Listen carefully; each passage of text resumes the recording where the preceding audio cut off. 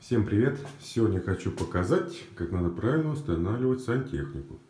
Вот, допустим, у нас установлена биде. Это у нас унитаз. Это у нас унитаз, хорошо установлен.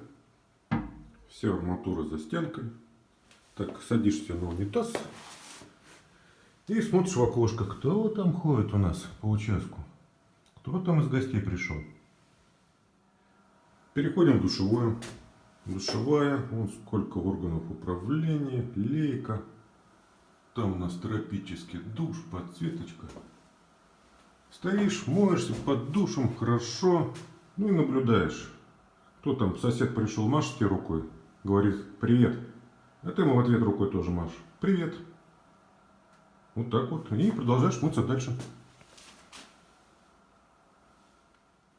Налил в ванну, лег в нее, лежишь, отдыхаешь, паришься, смотришь. И опять в окошко наблюдаешь. Кто там ходит? Опять тебе сосед рукой машет, кричит привет. Ты ему тоже привет. И продолжаешь дальше лежать в ванне мыться. А здесь камин у нас горит. Смотришь, а камин, он через сквозной. Там у нас еще одно помещение.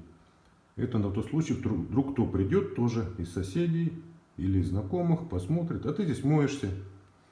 Тоже помахать рукой привет, чтобы не заходить. По крайней мере, и ты их видишь, и они тебя видят.